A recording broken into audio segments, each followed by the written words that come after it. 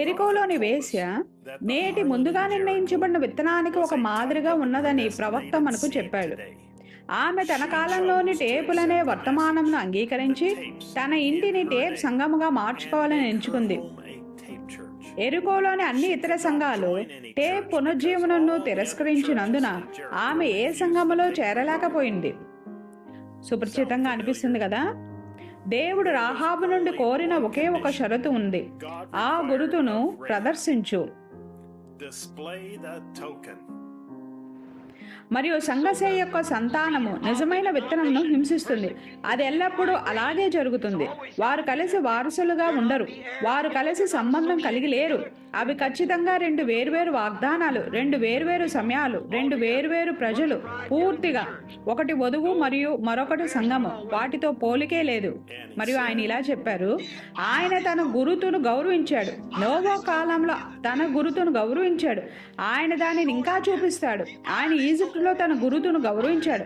ఆయన దానిని ఎరుకోలో గౌరవించాడు. ఆయన ఈ రోజు దానిని గౌరవిస్తాడు. అది ప్రదర్శించబడినప్పుడు ఆయన ఎల్లప్పుడూ తన గురుతును గౌరవిస్తాడు. వచ్చి వధువు అవ్వండి. సంఘ సభ్యురాలుగా ఉండటానికి పోలికే లేదు. శుభోదయం. ఇది శనివారం, ఫిబ్రవరి 7, 2026.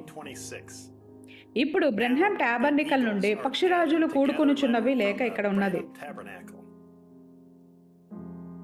క్రీస్తుకు జన్మించినట్టి ప్రియమైన వార్లారా, మన దినము కొరకైన ఆయన వాక్యం యొక్క నిజమైన ప్రత్యక్షతను తెలుసుకొనుటకు మన హృదయములలో ఉన్న ప్రేమను మరియు ఆనందమును అల్పమైన మత్యమైన మాటలలో ఎవరైనా ఎలా చెప్పగలరు?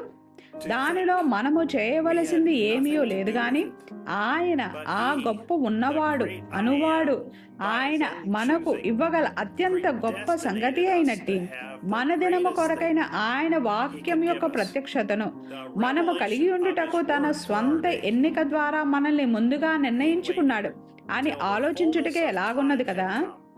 ఆయన మనతో మాట్లాడి మరియు ఇట్లు చెప్పడాన్ని మనం వినగలుగునట్లు జీవవాయువును మనలో ఓదడానికి కాలము సంపూర్ణమయ్యేంత వరకు ఆయన వేచి ఉన్నాడు. ఇప్పుడు ప్రజలైన మీకు చెప్పడానికి మరియు ఒక తండ్రి తన పిల్లలను నడిపించినట్లు మిమ్మల్ని నడిపించడానికి నేను నా సాయశక్తులా ప్రయత్నించాను. మీరు నా పిల్లలై ఉన్నారు. నేను ప్రకటించే ఈ సువార్త ద్వారా నేను క్రీస్తుకు మిమ్మల్ని కని ఉన్నాను. చూసారా? మరియు నేను పూర్తిగా పరిపక్వము చెందిన చిన్న బిడ్డలను లేదా పిల్లలను పెంచుకోరుతున్నాను. మరియు పౌలు చెప్పినట్లుగా ఆ దినమున ఒక పవిత్రురాలైన కన్యకగా నేను మిమ్మల్ని క్రీస్తుకు సమర్పించగోరుతున్నాను. మీ హృదయము దానికి ఆమేన్ అని చెప్పకుండా ఉండునట్టిది ఆ వాక్యములో ఒక్కటి కూడా లేదు. దేవుడు ఆయన యొక్క బలిష్ఠుడైన దూత ద్వారా మాట్లాడుతూ యేసుక్రీస్తు యొక్క వధువై ఉన్న మనల్ని నిర్దేశిస్తూ మరియు నడిపిస్తూ ఉన్నాడు. మనము ఆయన యొక్క పూర్తిగా పరిపక్వము చెందినట్టి పవిత్రురాలైన కన్యకయై ఉన్నాము, పిల్లలమై ఉన్నాము. మరియు ఆయన యొక్క అద్భుతమైన కృప ద్వారా మనము వినే ప్రతి వాక్యమునకు మనము ఆమేన్ అని చెప్తున్నాము. అది దైవికమైన నిర్ధారణతో వస్తున్నట్టు వాక్యం యొక్క పరిపూర్ణమైన అనువాదమై ఉన్నది. మనము టేపులలో వింటున్న స్వరము వాక్యం యొక్క పరిపూర్ణమైన అనువాదం అయినట్లయితే యేసుక్రీస్తు యొక్క వధువునకు ఇంకేమి అవసరం ఉన్నది? ఏమీ అవసరం లేదు. జాగ్రత్తగా ఎంపిక చేయబడిన చిన్న గుంపు అయిన మనల్ని మన దినము కొరకై ఆయన వాక్యం యొక్క నిజమైన ప్రత్యక్షతను కలిగి ఉండటానికి ఆయన ఎన్నుకున్నాడు.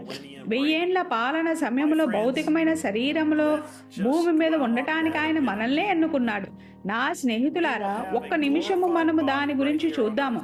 మనము సరిగ్గా ఇక్కడ భూమి మీదనే ఒక మహిమపరచబడిన శరీరమును కలిగి ఉంటాము.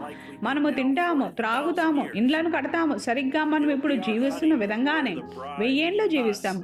ఎక్కడైతే వధువు అనగా మనము మరియు పెండ్లి కుమారుడు అనగా ప్రభువైన యేసుక్రీస్తు ఒకటయ్యారో అటువంటి మన హనీమూన్గా అది ఉంటుంది. ప్రతి రోజులోని ప్రతి నిమిషము మనము ఈ మహిమకరమైన సమయం కొరకు కనిపెట్టుకొనుచు వేచి ఉంటున్నాము.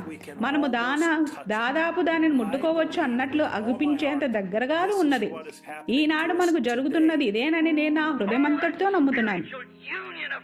ఓ శరీరము వాక్యం అవుతుండగా మరియు వాక్యము శరీరం అవుతూ ప్రత్యక్షపరచబడుతూ నిర్ధారించబడుతుండగా ఇప్పుడు క్రీస్తు మరియు ఆయన వధువు యొక్క ఆ ఆత్మ సంబంధమైన ఐక్యత సరిగ్గా ఈ దినమున ఏమి జరుగునని బైబిల్ చెప్పినదో దినదినము అవి జరుగుచున్నవి.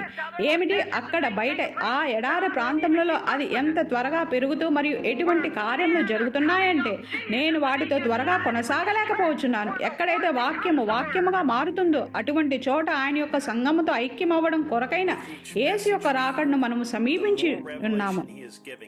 మనము వింటున్న ప్రతి వర్తమానముతో ఆయన మనకు మరింత ప్రత్యక్షతను ఇస్తున్నాడు. అది ఎంత త్వరగా పెరుగుతూ ఉందంటే మనము దానితో త్వరగా కొనసాగలేకపోవచ్చున్నాము. ముందెన్నడూ లేని విధంగా వాక్యముగా మారడాన్ని మనం చూస్తున్నాము.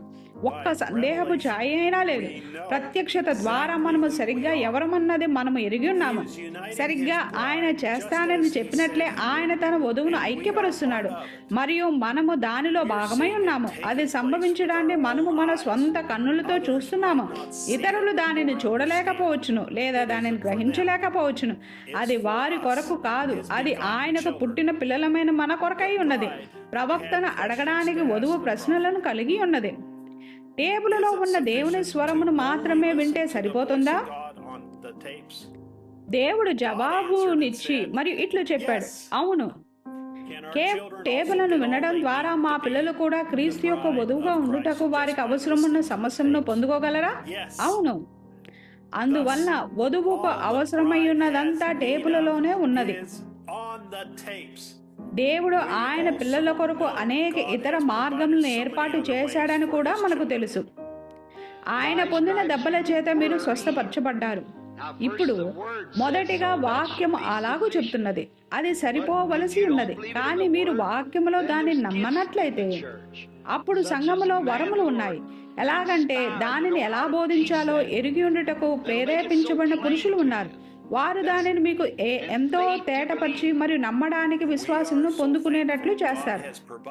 స్వస్థతను ఎలా బోధించాలన్నది మరియు ఆయన యొక్క వాక్యమును ఇతరులకు ఎలా తేటపరచాలన్నది ఎరిగి ఉండుటకు ప్రేరేపించబడిన పురుషులను దేవుడు ఏర్పాటు చేసినందుకు మనం ఎంతో కృతజ్ఞులమై ఉన్నాము. కానీ ఆయన యొక్క వధువు ఆయన యొక్క పరిపూర్ణమైన సమృద్ధి అయిన ఏర్పరచబడిన మార్గమును కోరుకుంటుంది. మనకు అవసరమైనదంతా అదే అయి ఉన్నది.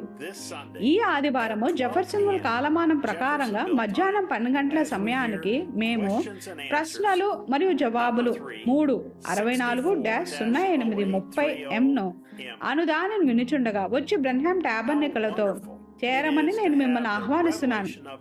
ఆయన వాక్యం యొక్క ప్రత్యక్షతను కలిగి ఉండి మరియు మనము శరీరధారి అయిన వాక్యమై ఉన్నామని ఎరుగుటకు ఎంత అద్భుతంగా ఉన్నది కదా. సహోదరుడు జోసెఫ్ బ్రెన్హామ్ www.branham.org/en/apps నుండి టేబుల్ యాప్ను మరియు లైఫ్ లైన్ యాప్ను డౌన్లోడ్ చేసుకోగలరు. మరలా కలిసేంత వరకు దేవుడు మిమ్మల్ని దీవించును గాక మరియు షలోమ్.